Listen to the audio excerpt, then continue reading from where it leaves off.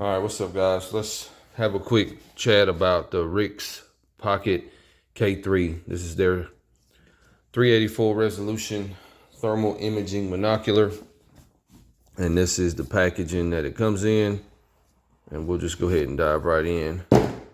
So you get a bunch of paperwork or information. You got your instruction manual here, which is quite handy. Warranty card. You do have a 5-year warranty through Rix Optics on a thermal device with the resolution of 384, and then the 256 resolution thermal devices have a 3-year warranty, and digital devices have a 3-year warranty. So this one will be covered under the 5-year warranty. And then you got a quick start guide here, which is again pretty useful. And then this one is just a little bit more information. So you get all that stuff, and there's instructions on the warranty card as far as how to register your product in case you have to have it serviced in the future. Then you get a lens cloth, which is quite common with optics. Then you also get a lanyard here, which I have been utilizing because we don't want to go dropping the damn thing all over the place. And then you get a 18650 charger. It is powered by 18650 batteries. And so you get a charger and a USB-C wall plug, or, charging cable. And then you get the Rix Thermal Monocular. So you got several buttons on top. You got a power button, zoom button, menu button, and then you also have a record button, and you can change your different color palettes and everything up top. And then right here on the side, you have a diopter, which is for fine-tuning your focus. And then over here on this side, there is a direct port for charging straight into the device with the USB-C charging cable, and that is covered with the little rubber door there.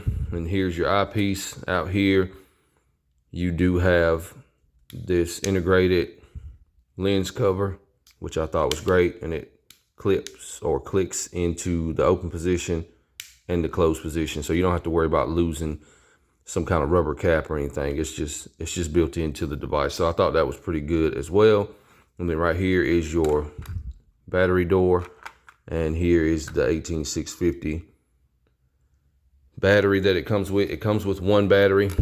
I went ahead, and you all recommended, by the way, to store this thing long term with the battery removed, which, if you're familiar with other night vision optics, that has always been the case. So nothing new there, and that does still ring true with the thermal monocular as well. So store it with the battery. I put the battery in it just to come out here and do this video for you guys.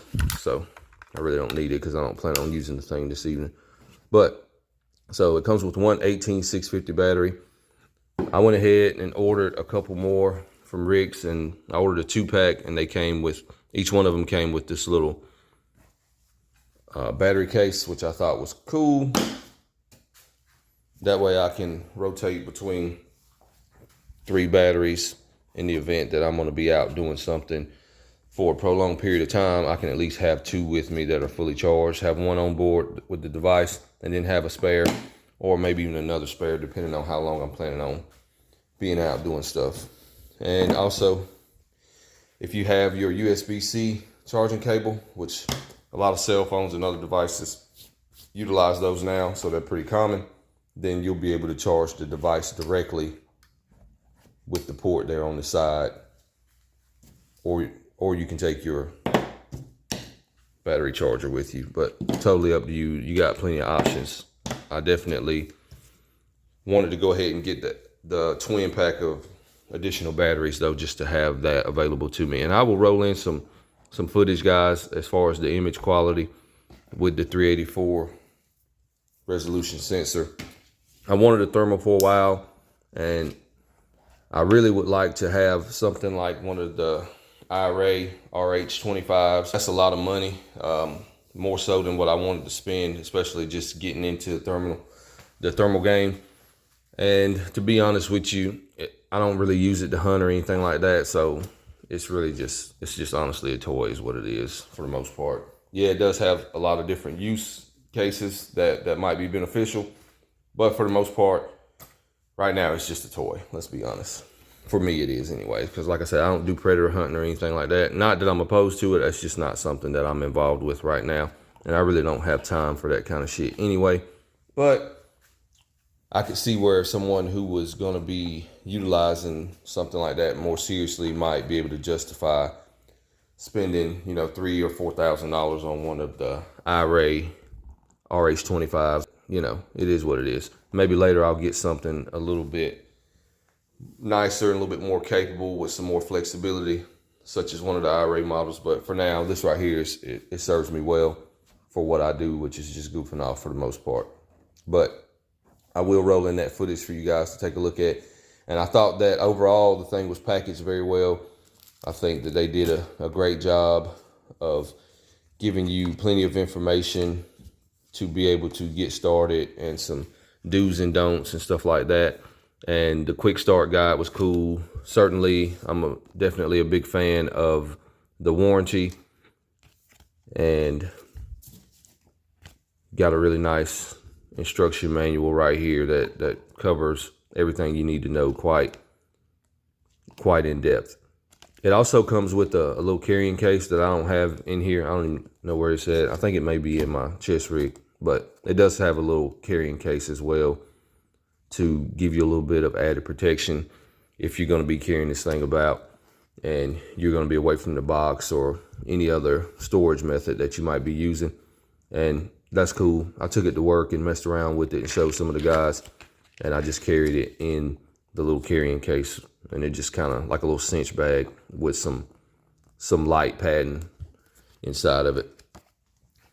And also another thing that's definitely noteworthy, as I'm new to thermals, some of you folks who are familiar with this stuff and been dealing with it for a while, this may not be anything special to you, but they do have an app that you can download on your phone. I think they got a QR code or something in here somewhere that you scan, and you can, download the app right here onto your phone or mobile device, whatever.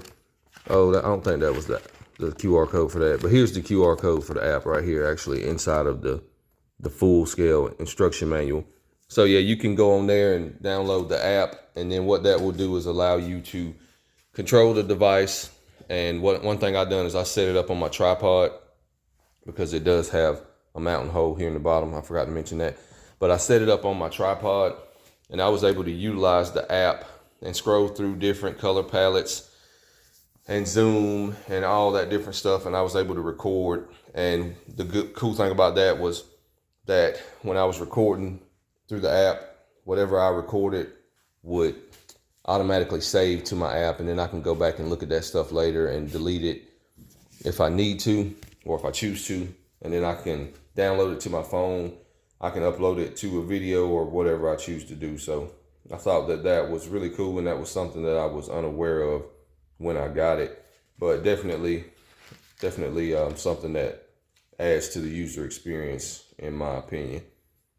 You definitely get some, I think that's an added bonus to me in it. And as I said, that was totally unexpected as well. I had no idea about the app, and then I got it and I was like, no shit, they got an app. So I started messing with that, and yeah, I think that's a big win for sure. But that's what I got for initial thoughts and impressions of the Rix. I was thinking about getting the K2 for a while, which is a 256 resolution, pretty much the same as this, just a different sensor. And those I think are like $500. But I decided that a while back, I was thinking through this stuff, and I was like, man, I think I'm just gonna go ahead and get a 384 and be done with it. I didn't think that I would really be satisfied with anything less than that. And I'm glad that I went ahead and just spent the little bit of extra money to get the 384, because at first when these came out, I started eyeing them and they only had the K2. And then shortly after, they came out with the K3 with the 384 resolution sensor. So I decided to go ahead and get that one. It just made more sense to me. And they were like $800 when I purchased mine. And this was maybe what, September 2024. So all that shit's subject to change, of course, just like everything else. But I did want to at least briefly mention pricing. So check them out, guys, if you interested or thinking about an entry-level thermal monocular. And one other thing, I really like the form factor of this more so than some of the offerings from like AGM and stuff, the ones that look like a damn torpedo or something. I like this form factor better. It's very reminiscent of like a rangefinder. And I think that it's just more ergonomic.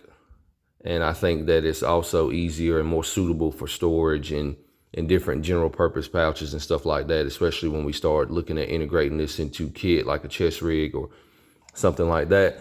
To me, it just makes more sense. I think it'll fit even in a cargo pocket or something like that a lot better as well. So to me, that was a factor, and it may not mean anything to you, but I definitely do appreciate the form factor that they went with when they designed this monocular compared to some of the other offerings available on the market right now. All right, guys, hope that was informative, and I will see you guys on the next one. I'm out of here.